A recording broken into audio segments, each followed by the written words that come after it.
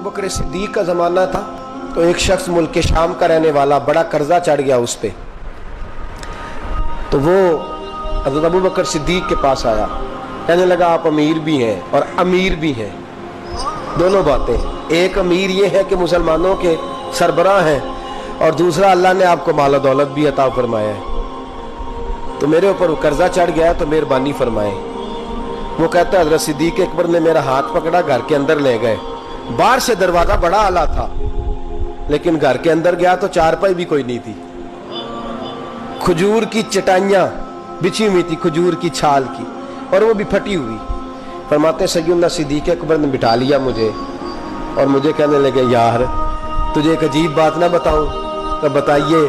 फरमाने लगे 3 दिन हो गए मैंने अनाज का दाना भी नहीं खाया, खजूर के ऊपर गुजारा कर लेता हूँ मैं, आजकल हालात मेरे ठीक नहीं है।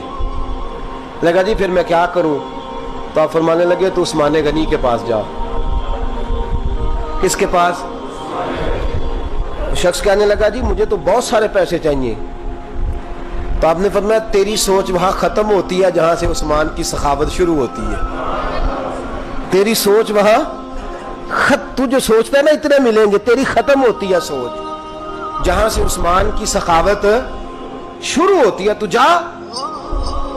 कहने लगा जी आपका नाम लूं? फरमाया जरूरत ही नहीं पड़ेगी।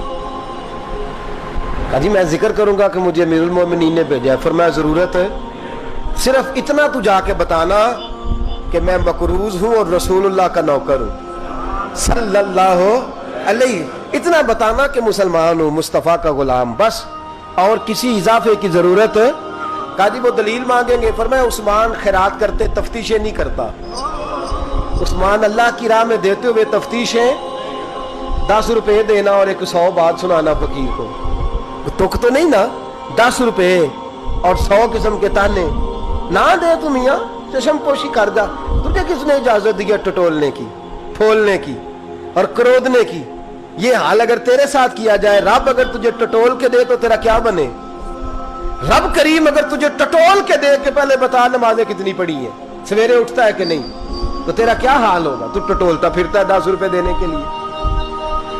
हजरत उस्मान गनी की आदत नहीं। वो शख्स कहता है मैं चला गया, पूछता पुछाता दरवाजे पे पहुंचा, दरवाजे पे दस्तक दी तो हजरत उस्मान गनी के अंदर से बोलने की आवाज है, अपने बच्चों को डांट रहे हैं। कहते हैं ओ यार तुम लोग शहद के अंदर, दूध के अंदर शहद मिला के पीते हो, खर्चा थोड़ा कम करो, इतना खर्चा तुमने बढ़ा दिया है। तुम दूध के अंदर दूध भी मीठा, शहद भी मीठा, एक चीज खा लो को बीमार हो, 2 चीजें इस्तेमाल करते हो। कहते हैं मैंने कहा अबू बकर तो बड़ी बातें बता रहे थे, और इस किस्म के कई वाकयात हज़रत उस्मान गनी के साथ हुए। वो तो बड़ी बातें बता रहे थे और ये आदमी दूध शहद से लड़ाई कर रहा है, और मुझे कई 1000 दिरहम चाहिए, दिनार चाहिए, मुझे दे देगा? फरमाते हैं अब वो डांट के बाहर आए, मैं दरवाजे पे था, आते ही कहने लगे मैं आया ना तो जब मैंने अस्सलामु अलैकुम कहा तो वो समझ गए मैं मुसलमान हूँ। कहते वालेकुम कहा तो पहला जुमला उन्होंने जो बोला वो उनके बड़ेपन का मुजाहरा था। कहने लगे बच्चों को एक बात समझानी थी, आने में मुझे 1.5-2 मिनट लग गए, तू दरवाजे पे खड़ा रहा, मुझे माफ कर देना। बड़े लोगों की बड़ी बातें, बड़े लोगों की बड़ी बातें, इतना बड़ा कद है उतना बड़ा इखलाक है। कहने लगे तुझे एक बात बच्चों से करने लग गया था, तुझे इंतजार करना पड़ा, जरा दरगुजर करना। कहते हैं फिर उन्होंने दरवाजा खोला, जो उस वक्त उनका माहौल था हवेली का, ड्राइंग रूम का, जो भी, मुझे बिठाया। कहते हैं मेरे लिए जो पहली चीज आई वो दूध के अंदर शहद डाल के वो लाए। कहते हैं मेरे दिल में ख्याल आया घर में झगड़ा कर रहे थे, मुझे पिलाया, उसके बाद खजूरों का हलवा आ गया। कहते हैं मैंने कहा बच्चों को कह रहे थे एक मीठी चीज इस्तेमाल करो, मेरे लिए 3 आ गई है, 3 आ गई। अजीब शख्स है। कहते हैं मैं, लेकिन अभी मेरा तसव्वुर जमा नहीं। मैंने कहा इतना तगड़ा नहीं जितना हज़रत अबू बकर ने बताया है। कहते हैं खिला पिला के ना फिर पूछने लगे कैसे आए हो, कैसे आए हो? तो कहते हैं मैंने कहा कि जनाब मैं मजबूर हूं। आज बहुत सारे लोग हैं ना जिनके पास किसी की बात सुनने का टाइम ही नहीं। कहते मोटी मोटी बात करें, आखिरी आखिरी।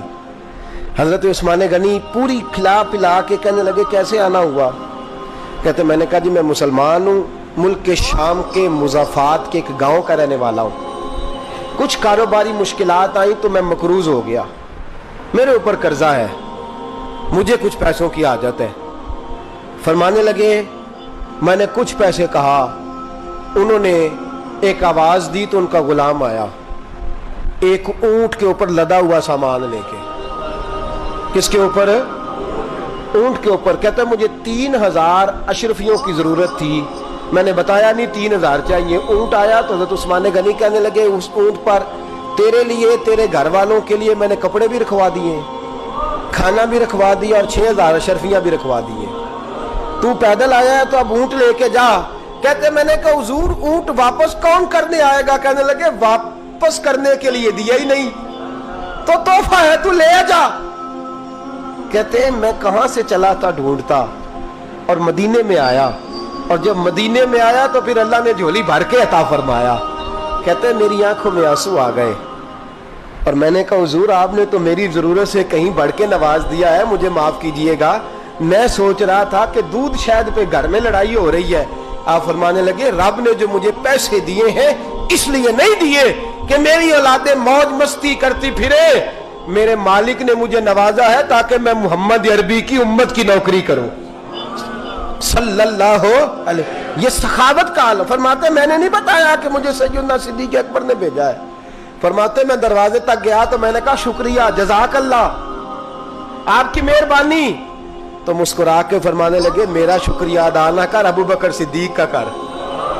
میرا نہ شکریہ ادا کر, شکریہ ابو بکر صدیق کا جس نے تجھے یہ رستہ دکھایا ہے. فرماتے میں نے کہا حضور آپ فرمایا جاؤ جاؤ جاؤ تمہارا کام ہو گیا نا, تفصیلات میں نہ جاؤ. یہ شان سخاوت سیدنا عثمان غنی رضی اللہ تعالیٰ عنہ کی.